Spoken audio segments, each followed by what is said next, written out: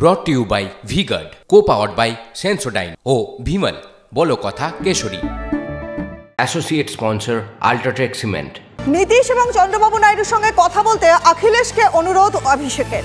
সহমত হয়নি ইন্ডিয়া জোটের বৈঠকে সরকার গঠনে বিজেপিকে ওয়াক ওভার দেওয়ার প্রবণতা কংগ্রেসের। কথা বলবো আমাদের প্রতিনিধি জ্যোতির্ময় কর্মকারের সঙ্গে। জ্যোতির্ময়, তোমার কাছ থেকে জানতে চাইবো যে নীতিশ এবং চন্দ্রবাবু নাইডু দুজনের সঙ্গে কথা বলার জন্য অখিলেশকে অনুরোধ করলেন অভিষেক। দেখো, সূত্র মারফত যে খবর আমরা পাচ্ছি, এই কথাবার্তা শুরু হয়েছে নির্বাচনের দিন, অর্থাৎ ফলাফল বেরোনোর ঠিক বিকেলের পরে।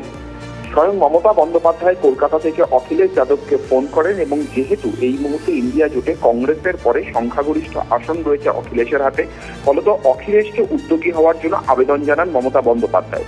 অখিলেশকে মূলত আবেদন জানানো হয় নীতিশ কুমারের সঙ্গে কথা বলতে, কারণ মুলায়ম সিং যাদবের সঙ্গে একসময় নীতিশ কুমারের অত্যন্ত ঘনিষ্ঠ বন্ধুত্ব ছিল এবং সেই বন্ধুত্বের সম্পর্ককে কাজে লাগিয়েই অখিলেশ যাতে কথা বলেন মমতা বন্দ্যোপাধ্যায় সেই আবেদন জানান। অভিষেক বন্দ্যোপাধ্যায় দিল্লিতে পা রেখে কার্যত সেই কাজটাই করেছেন মমতা বন্দ্যোপাধ্যায়, যে রাস্তা খুলে দিয়েছেন। অভিষেক বন্দ্যোপাধ্যায় প্রথমে গতকাল গিয়েছিলেন অখিলেশের বাড়িতে এবং তাকে বারবার প্রশ্ন করা সত্ত্বেও তিনি বলেছেন যে সৌজন্য বৈঠক। কিন্তু এখন যে খবর আমরা পাচ্ছি যে মূলত তিনি ৪৫ মিনিটের বৈঠকে অখিলেশ যাদবকে এমন আবেদন করেছেন যে তিনি যেন মুলায়ম সিং যাদব এবং চন্দ্রবাবু নাইডুর সঙ্গে কথা বলেন, তারা যাতে তাদের মন পরিবর্তন করেন এবং ইন্ডিয়া জোটকে সমর্থন করেন।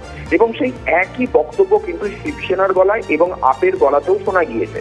শিবসেনার সঙ্গেও তিনি কথা বলেছেন, সে মুম্বাইতে উড়ে গিয়েছেন দিল্লি থেকে, গতকাল আমরা যে ছবি দেখিয়েছি, এবং মুম্বাইতে উড়ে গিয়ে তিনি উদ্ধব ঠাকরের সঙ্গে বৈঠক করেছেন।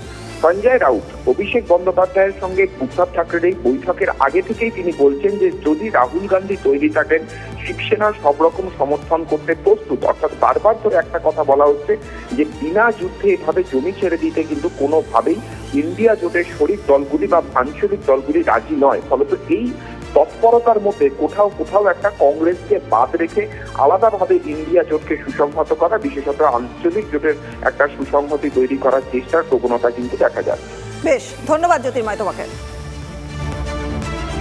brought to you by V-Guard, co-powered by Sensodyne O Bhimal বলো কথা Kesari. Associate sponsor UltraTech cement. রাজনৈতিক তরজায় টকশোয়ের হট্টগোলে হারিয়ে যায় কিছু গুরুত্বপূর্ণ খবর, দেশ বিদেশের না জানা খবর যা চমকে দেবে আপনাকে। সেই খবরই নিয়ে আসি আমি আপনার সামনে। আমি অনির্বাণ চৌধুরী। দেখুন স্ট্রেট কাট, সোম থেকে শনি রাত 10টায় TV9 বাংলায়।